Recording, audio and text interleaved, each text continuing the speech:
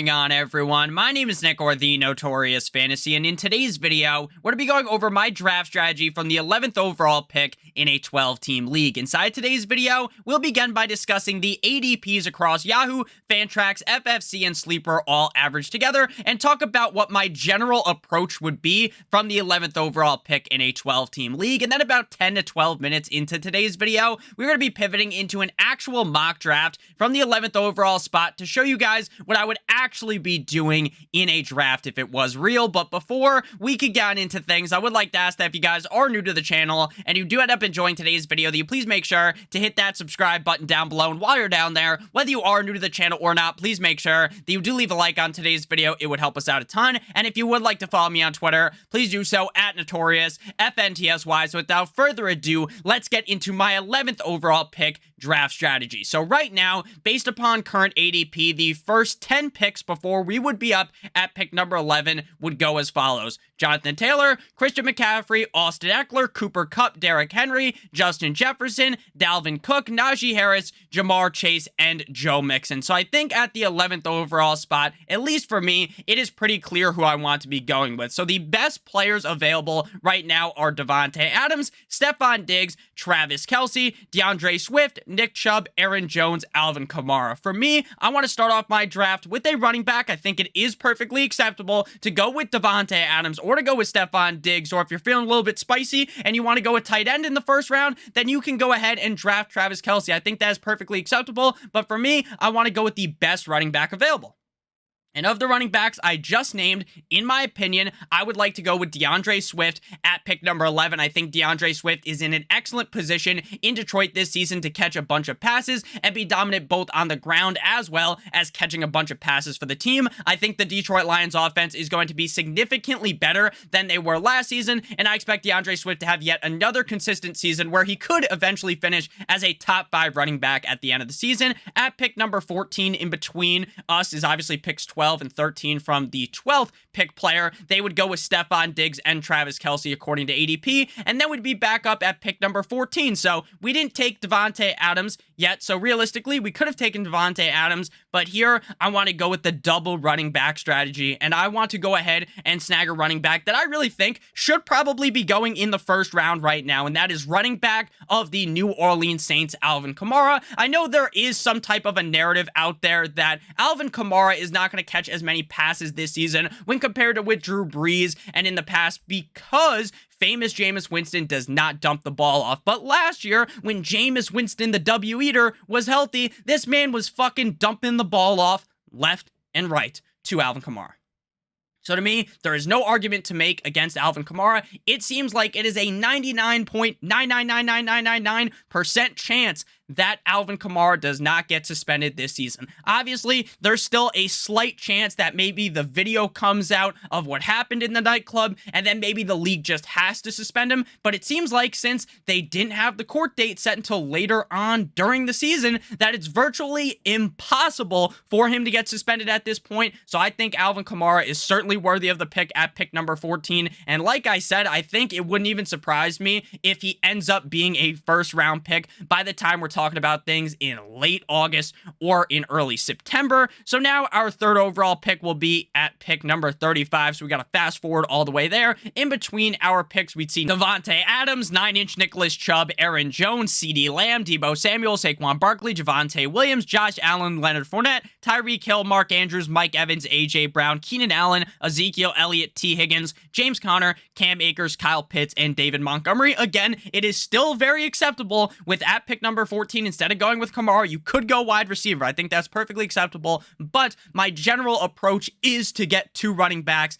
in the first round, or the first 2 rounds, if I am picking at pick number 11. So we're back up at pick number 35. The best player available according to ADP would be Patrick Mahomes. I think it is definitely crazy to draft a quarterback inside of the top 4 rounds of a fantasy football draft. Now, if you really want Patrick Mahomes, there's virtually no way you're going to get him in the 5th round in a majority of casual leagues. So if you want want to take him, go ahead and do it, right? It's your fantasy team after all, right? You want to have fun watching your team, but at the same time, I'm not someone who is looking to reach for a quarterback in the 5th round, is why I think it's perfectly acceptable to take Lamar Jackson or Kyler Murray, Jalen Hurts, if they fall to that range. But in the 3rd round, I think it is absolutely fucking banana lands to draft Pat Mahomes. The ADP of Justin Herbert's pick 37. I think it's also crazy to take Justin Herbert in that range. So I'm going to go ahead and pass on the quarterback here. And since we have 2 running backs, you certainly could go with 3 running backs. Utilize that hyper-fragile draft strategy that Savoca talked about in a video yesterday. You can certainly do that, but I want to go ahead and just start hammering in on wide receivers, and I love a lot of wide receivers in this range. Michael Pittman Jr., Jalen Waddle, DJ Moore, Deontay Johnson, Terry McLaurin. All these wide receivers have the upside to be top 10 in fantasy football this season, and maybe even top 5 wide receivers. It might be a little bit harder for Jalen Waddle because Tyreek Hill is there, but at the same time, he could easily still finish top 10 with Tyreek Hill also being a top 10 receiver. So really, any mismatch or mix and match of those players is perfectly fine. So Pittman, Moore, Waddle, Johnson, McLaurin. My personal favorite wide receivers in this range are DJ Moore and Deontay Johnson. So those would be my 2 picks at pick 35 and 38. Things will swing back to us in the middle rounds at pick 59 and 62. At pick 59 here, if I don't go tight end early, I really do feel like there's a big cutoff at the tight end position after the top 6 guys. Most people will say it's after the top 5 guys.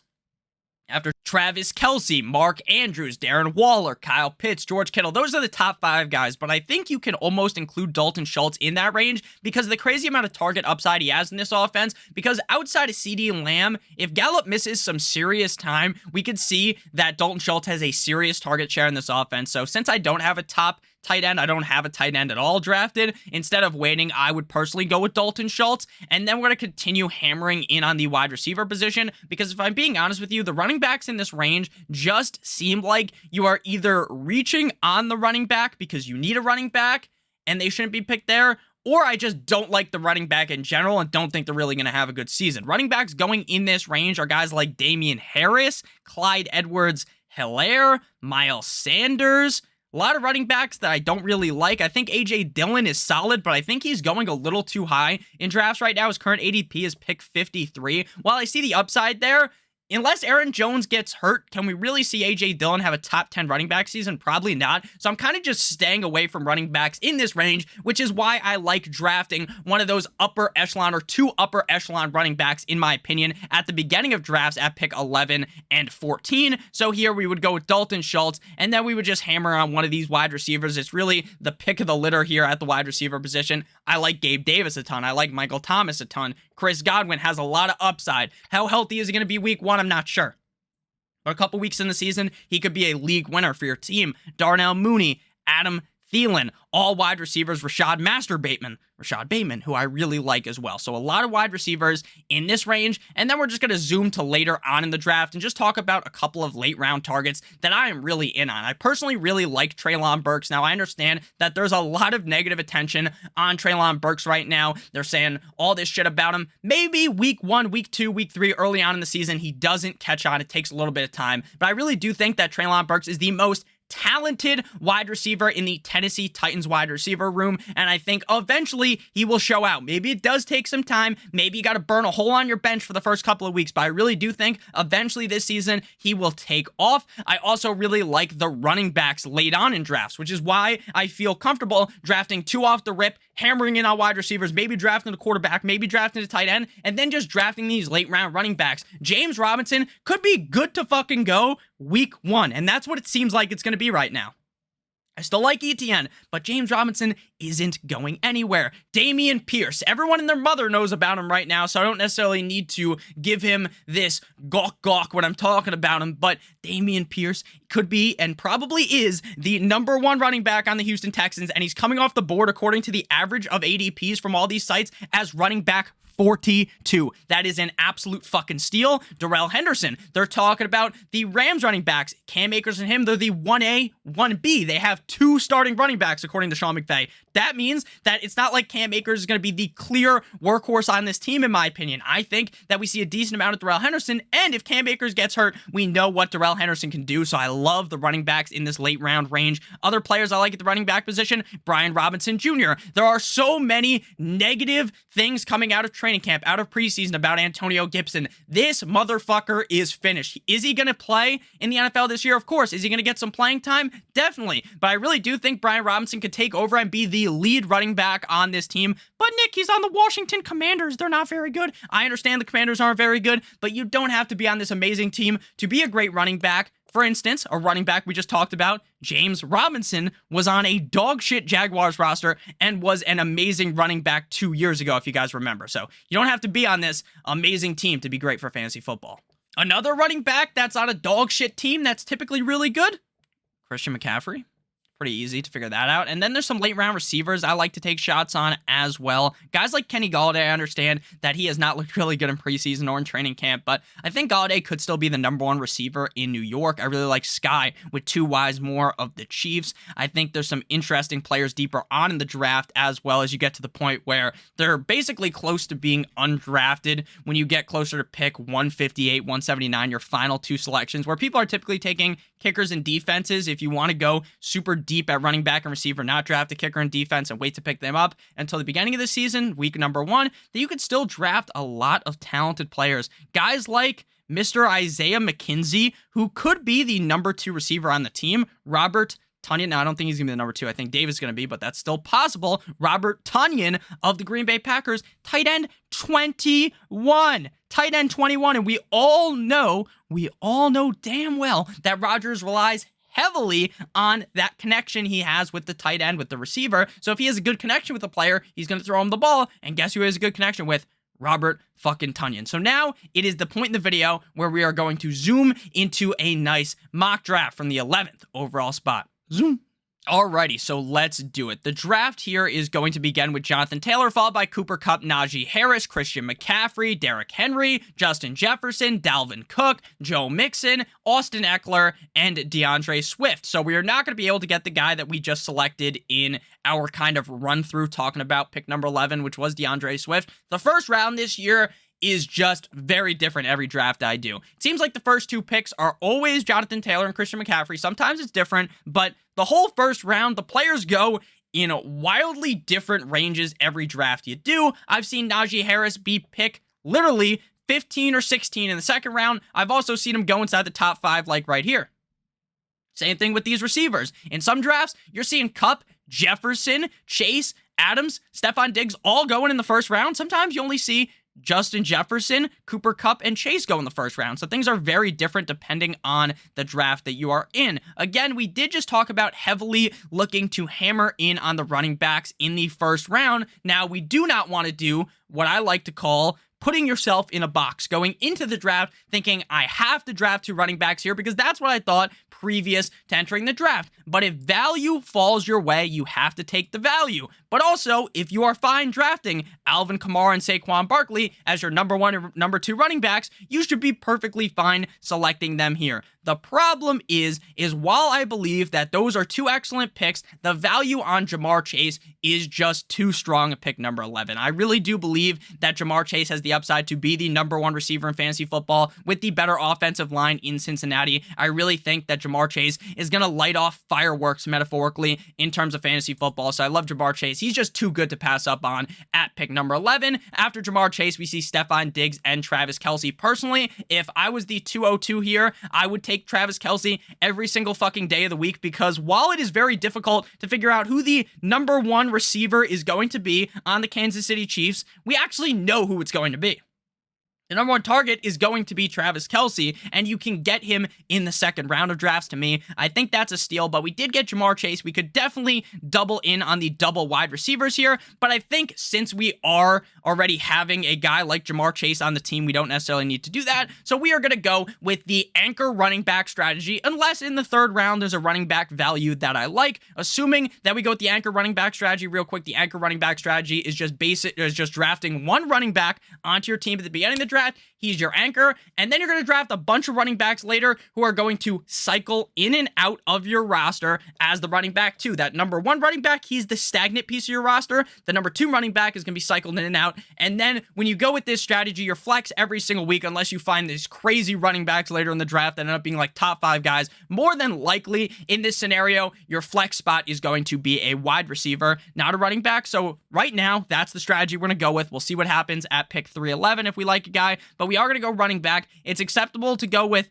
Saquon Barkley, Alvin Kamara, or Aaron Jones, in my opinion, at this pick. We went with Alvin Kamara in the last kind of beginning talking point of the video, so we'll go with Alvin Kamara yet again. After Kamara comes Devontae Adams, 9-inch Nicholas Chubb, Debo Samuel, Saquon Barkley, Aaron Jones, Tyreek Hill, Ezekiel Elliott, Javonte Williams, Josh Allen, which is a fucking atrocious pick in the second round. Do not take a quarterback in the second round. We talked about it a little bit earlier. Mark Andrews, Leonard Fournette, CeeDee Lamb, Mike Evans, James Conner, AJ Brown, David Montgomery, Keenan Allen, Kyle Pitts, Patty Mahomes, and George Kittle. In my opinion, I think Kyle Pitts is pretty clearly the tight end number 3 in fantasy football, and I don't feel comfortable 2 picks later drafting George Kittle, because while I like George Kittle, I'm pretty worried about how this offense is going to be with Trey Lance. Not meaning that I think the offense is going to be bad. I think they're actually going to be good, but I just don't know how much Trey Lance is going to look to just feed the ball to George Kittle like Jimmy Garoppolo would. So it's going to be a little bit different. So we're back up on the board here. 1 wide receiver, 1 running back on our team. At the running back position, Cam Akers, Breece Hall, Travis Etienne, Josh Jacobs. So we're going to continue with this hero running back strategy. If Breece Hall falls to us or Etienne at the 402, I am going to take them. If not, though, we're going to continue on this wide receiver brigade. And again, I like Dalton Schultz, I like Darren Waller, but at this point, I just don't feel comfortable selecting either of them in the 3rd round. So we're just going to go with wide receivers. Wide receivers available right now, Mr. T. Higgins, Michael Pittman, Terry McLaurin, Deontay Johnson, DJ Moore, Jalen Waddle, all guys I'm fine taking in the 3-4 range here. To me, personally, I think T. Higgins is the best wide receiver available. The issue is we already have Chase in best ball. I think it's perfectly fine. Draft Chase, draft Higgins together. But in a redraft league, I don't necessarily want to put all my eggs in the basket of the Cincinnati Bengals every single week. So we will have to forego T. Higgins here, even though I do believe he's the best wide receiver available, and go with Michael Pittman. So Breece Hall does end up falling to us here. After Michael Pittman comes Justin Herbert and T. Higgins, and I'm going to stick to the plan. I am going to end up going with Breece Hall. Now, I think it's entirely possible that Breece Hall does end up getting not necessarily screwed over by the team, but he will end up screwing over fantasy managers, fantasy owners, the guys drafting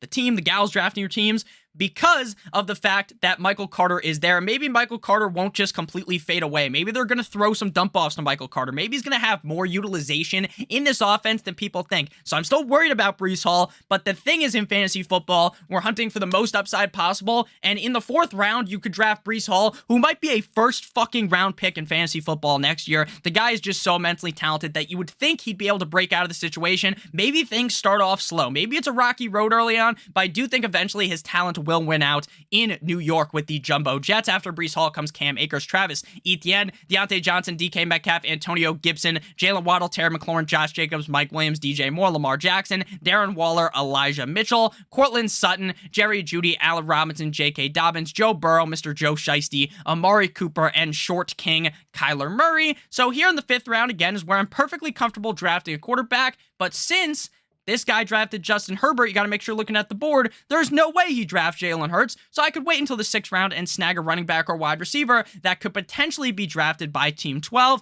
We are in the running back dead zone, really, after Breece Hall and Travis Etienne to me, so we're looking clear away from the running back position. Could go tight end again. I do like Dalton Schultz, but ultimately here, we will end up leaning with the wide receiver, and we are going to go with the highest upside player possible. And I think the answer here is Michael Thomas. Michael Thomas did just sustain a hamstring issue, so there is a little bit of a reason to worry.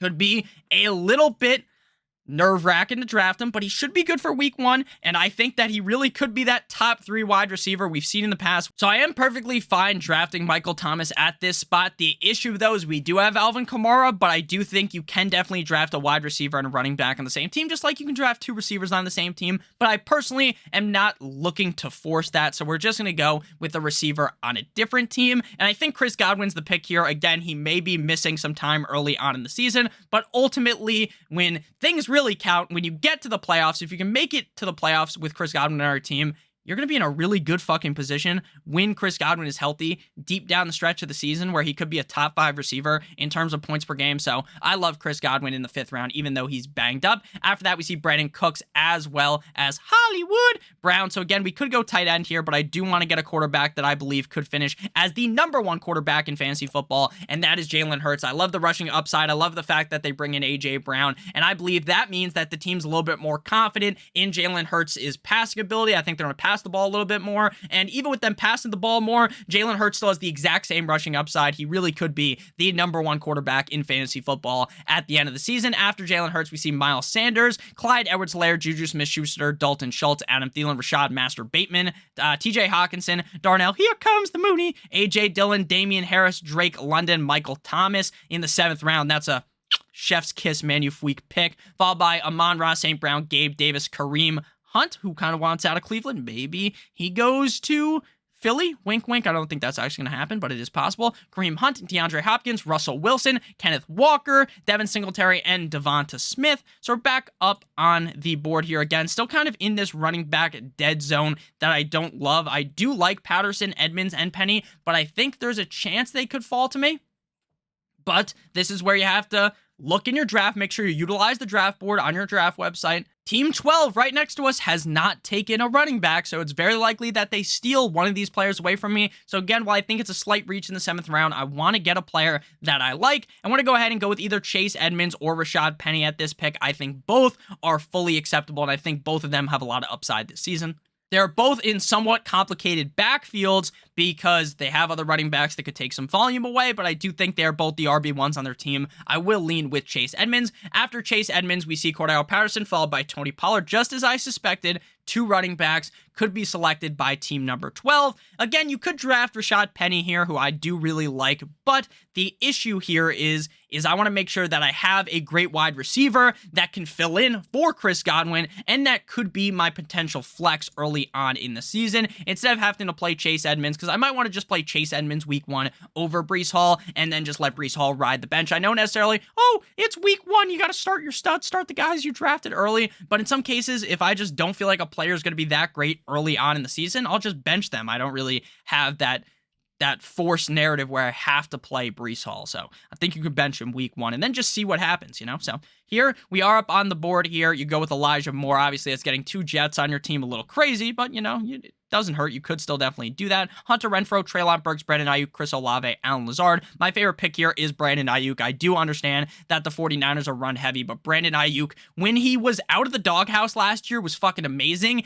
And all these clips out of training camp are positively pointing towards Brandon Ayuk potentially being a humongous target in this offense with Trey Lance. So we're going to go ahead and go with Brandon Ayuk. After Ayuk, we see Hunter Renfrow, Chris Olave, Elijah Moore, Alan Lazard, Dickie, Dak Prescott, Aaron Rodgers, Tom Brady, Rashad Penny, James Cook, Tyler Lockett, Damian Pierce, Melvin Gordon, Dallas Goedert, Treylon Burks, Dawson Knox one time if you are with me, Zach Ertz, Ramondre Stevenson, Christian Kirk, and then we see Garrett Wilson, followed by Trey Lance, and now we are back up on the board. So we are back up on the board here to make our 9.11 selection, and the world is kind of our oyster here, right? We could go tight end because we don't have a tight end. In my opinion, while I do really like those top 6 tight ends that I talked about, I like Goddard, I like Knox, I like Ertz, but out of value, and honestly in the 9th round, I think all of those tight ends are huge value, so I would have loved to get them, but I'm not forcing myself into picking a tight end here, right? I still don't have a tight end, but I don't necessarily need to force myself into drafting one. I like Cole Kmet a ton, but the guy next to me, the computer, Team 12,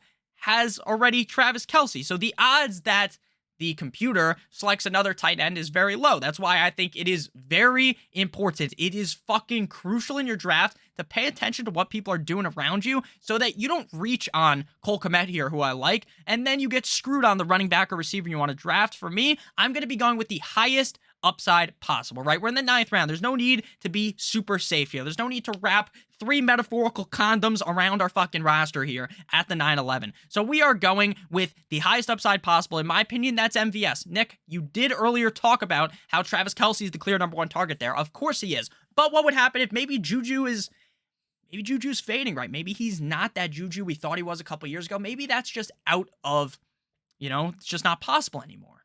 out of the realms of expectations. Maybe that does not happen, and maybe MVS is the guy, right? It's entirely possible. So I'm going with the highest upside. So we're swinging on MVS. After MVS, we see Sky Moore, Kadarius Toney. My kind of assumption was correct. He's not going to, Team 12 is not going to select a tight end. So we can get Cole Kmet here. But I'm fine waiting and drafting some other players, but I do really like Cole Kmet a ton. I really think he's going to end up being the clear number 2 target on this team behind wide receiver Darnell. Here comes the Mooney. I understand that the Chicago Bears are an absolute fucking dumpster fire, but maybe things are going to get a little bit better this year without Matt Nagy. So I like Cole Kmet in this spot in the 10th round. It does suck, though, that Ertz goes at the 9.6. And then just a couple picks later, I have to take Kmet, but things could be worse. I also like Freiermuth a bit as well in Pittsburgh. After Freiermuth, we see Matthew Stafford, Robert Woods, Chase Claypool, Michael Carter, Mike Lickia, Mike Gesicki, James Robinson, Derek Carr, Naheem Hines, Kirk, you like that, Cousins, Russell Gage, Isaiah Spiller, Tyler, yeah, Boyd, Darrell Henderson, Alexander Madison, George Pickens, Albert O, Ronald Jones, Marlon Mack, Christian Watson. Now, if we click on this, I hope it's going to show it. We did see Albert O play the entire game. The entire preseason game. If you are the starting tight end on the Denver Broncos, you shouldn't be playing the whole fucking preseason game. So I'm starting to worry about Albert O, if I'm being completely honest with you. So we're back up on the board here. Since we have Kmet and Jalen Hurts, there is no need to draft a backup quarterback or tight end. When these two are on bye, I'm just going to cut someone out of my roster and then just plug someone new in. There's no need to draft 2 quarterbacks, 2 tight ends with the guys we have. Maybe you're not as comfortable with Kmet, so you might want to, but at quarterback, there's no way I'm drafting 2 if I already drafted Jalen Hurts. So we're back up on the board here, and before things completely fall off here at running back, we need to snag another one. Miles Sanders, just to be honest with you, I really don't think he's the clear number 1 running back on this team. I think Kenny Gainwell could easily become the number 1 running back in this offense. And if he's not the number 1, I think he's going to see enough work to where he's valuable for fantasy football. So I like Kenneth Gainwell a ton. I think Brian Robinson would have been acceptable at that spot as well. We probably need to keep hammering in on wide receivers, but we can do that with the next 3 picks. So we are going to go with a running back yet again. We already have Alvin Kamara, Breece Hall, Chase Edmonds, and Kenneth Gainwell. So that will be our 5th running back, and I think we don't have to draft more than that. So we're going to go with Brian Robinson. I talked about him a little bit earlier. I really think Brian Robinson is potentially in a position where he could be the lead running back on the Washington football team, and I really don't think Antonio Gibson is that guy anymore. He's going to like the 4th, 5th round of drafts. If you draft Antonio Gibson at the 4, 7, in the 4th, the 5th, the 6th, the 7th, the 8th round, you are fucking insane.